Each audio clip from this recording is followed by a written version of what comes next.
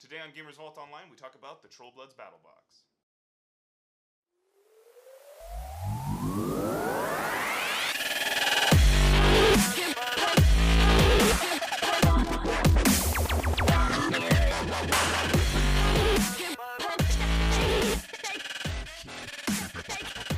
Welcome to Gamers Vault Online. My name is Leonard. This is Guillaume. We're going to be talking about some of the battle boxes that are coming out for Mark III. Today we're talking about the Trollbloods. Yep. This is Guillaume's faction. Yeah, my favorite guys. Ragnar, Sky Splitter, the Rune Master. Is a Warlock with 6 Fury, which is a little bit above average for Trollbloods, Yeah. but below average for every other faction. His feat removes a d6 when an enemy attack tries to damage one of your model. It's kinda good, but it's half of Doomshipper 3's feat. Yeah, we'll see. We'll see how it is extremely useful. I mean, you're stripping a whole die, but there are a lot of armor abilities in this game, and so we'll see. And then again, we can go on maybe the debate of like offensive feat versus defensive feat. Usually defensive feat a little bit weaker because your opponent gets to play around them, whereas offensive feat you get the initiative and. It's not a bad feat. It's a good feat. It'll be easy to just kind of pop and then see what happens. Yeah. Fire and forget.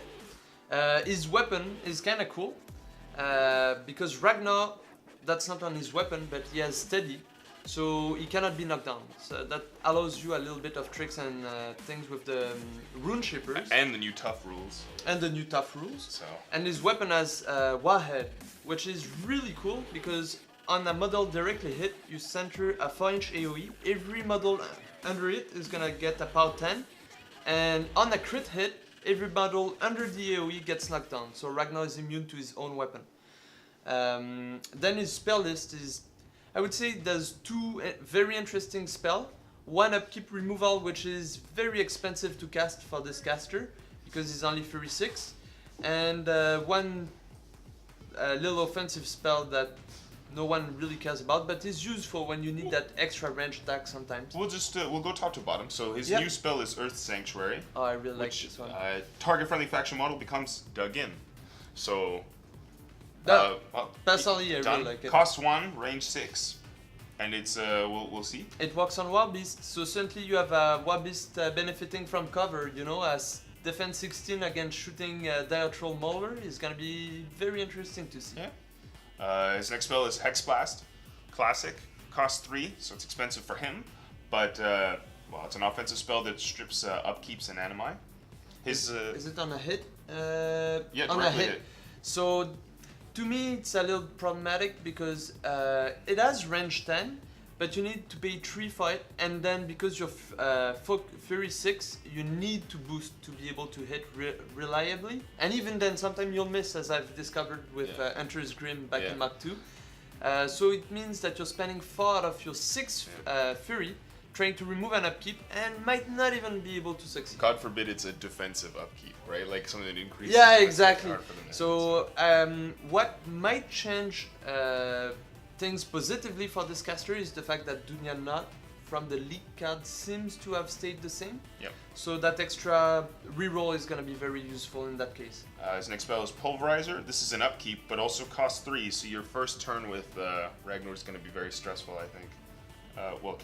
Not first turn, but subsequent turns where you want to try and rotate upkeeps is going to be stressful. However, target-friendly model gains +2 strength, and its melee weapons gain beat back. We both agree it's a completely awesome spell. Yeah, it is model, so it's not too crazy, but it's awesome that you have like an easy, obvious buff. You strap it onto one of your war beasts and go to town.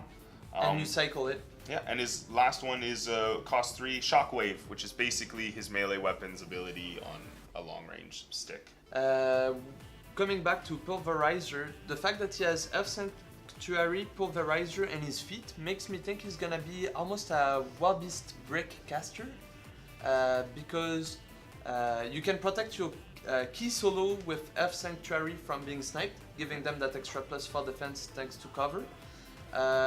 The feat really helps when you have a War Beast Brick, because certainly you go from a base stat armor of 18, 19, plus 1d6 of armor, technically, in a sense, thanks to his feat. And then you add the stone on that, so you get like 1 mini turn of being invincible. And then you cycle Pulverizer from beast to beast to simply go through your enemy forces. Yep. So that's the way I see it. Either that, or you could maybe play a list of super solos. That could also be fun to see. Going into the battle box. Sorry, Trollbloods players, you still don't get a heavy. You get lights. Although, it's not just impalers for days. Oh yeah, thankfully they changed that. They swapped it up. You get one of the three. You get one of each of the 3 generic lights. So you get an axer, an impaler, and a bouncer. For the most part, they don't seem to have changed too much. So we'll start with the Axer. Yep. Axer's Animus is Rush. Stayed the same. Regen D3, which is nice. And his Great Axe is Thresher, sitting in at a comfortable 10 points, so an old 5 points. Stats are relatively the same. PS 14. Go up to 16 with Pulverizer, but he's not going to be cracking heavy jacks anytime soon. But with Thresher and Reach, he might be better at infantry clearing, so... Well, he's always been good at infantry clearing. No, I mean with Ragnar specifically. With beatback also, yeah. Yeah, so... auto beatback change, so you can't move if you kill the model. The cool thing with the Axer, to me the very important point is almost every Trollblood list were taking the Axer not really for his infantry clearing capability, but more for his Animus, which was Rush. And the Axer got a point reduction of effectively 1 Mach 2 point, because it's only 10 points in Mach 3. Meaning that it's even easier to fit into list to get access to that sweet Rush Animus. Yeah, so not totally useless on his own, but having access to Rush and strapping that onto some of your bigger, scarier maulers and so on is going to be cool. Troll Impaler, this is a personal favorite light. I know. I enjoy fishing for Crit Smite, which is still on the spear. Something that's fun to note about this guy is they've rewritten how Throne works. It's just more obvious. So apply any modifiers to the model's strength to the POW of this weapon. You no longer have to calculate your strength and add the POW for their weird gun rules. The Throne Spear always has a POW of 13, but if you have strength modifiers, it's gonna add. Yeah, that's very good. It's more of a rewrite, but it's much clearer. It's just faster. It's easier to catch on. He's gained set defense, and Far Strike. Sadly, many tiers. Far Strike is range self, but it costs only 1. But it's range self. So now the Impaler can put Fast Strike on himself, boost attack, and then boost damage to hopefully get a crit and punch in some real damage. And if you put the Diatrol Mauler Rage Animus, you actually do power 16. So that's decent. Yeah. But on the other hand, losing that Fast Strike Animus, the ability to give it like candy to every range unit in your army, really makes me sad, because all the Mach 2 and Mach 1 players that have 15 Impalers from collecting the starter box and just grabbing Impalers left and right, well, they're good by themselves, but not so much when you have a war wagon. One hell of a gun battery now, I guess. But it's an expensive one. They're sitting at 11 points. Yeah, so did not... Yeah, they actually increased by 0.5 points. So Predator Press said they took into account the fact that everybody lost access to Fast Strike being given out by increasing slightly the range of most Trollblood weapons. A reality is that if you're not playing Grim or Yarskold, or maybe even Grisel 2, Marshal of the Creels, you probably will not see an Impaler whatsoever. Unless you're playing against me, using your models, because I will not buy Trollbloods. It's on record now. And finally, Troll Bouncer. This guy is funny in a way, because he has the same animus as the F-Bound Diatrol. What's that? Rest in peace. F-Bound Diatrol? To the Earthborn Diatrol. I think we'll see F-Bound Diatrol seeing some play, but the fact that this guy shares the same animus makes me sad, because I thought it was very special for the F-Bound to have it, and now you have cheaper access to it in the Troll Bouncer. Yeah. So on top of Shield Guard, and you pay for what you get So he's 9 points, which is nice and cheap.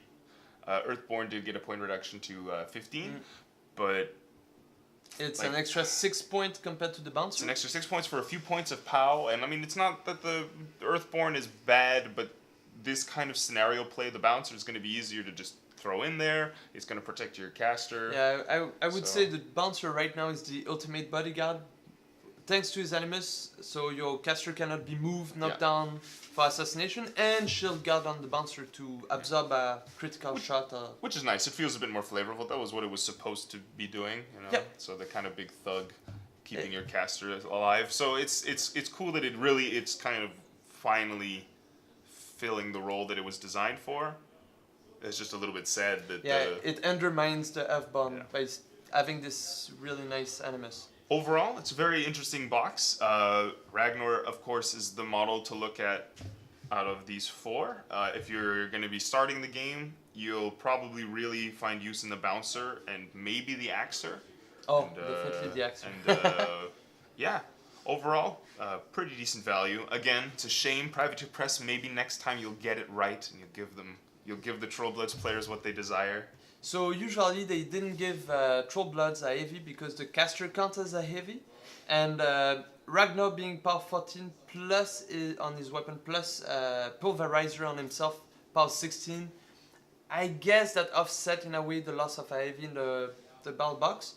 Also with F Sanctuary giving cover, this battle box is very strong into shooting matchup like Signa and whatever other battle box is based on shooting.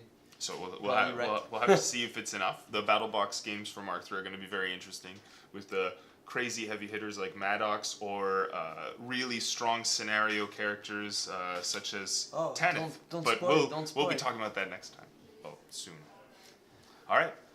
Thanks again for watching. If you liked this video, hit us up with a like. Maybe hit that subscribe button for more and leave a comment down below. We'll see you next time.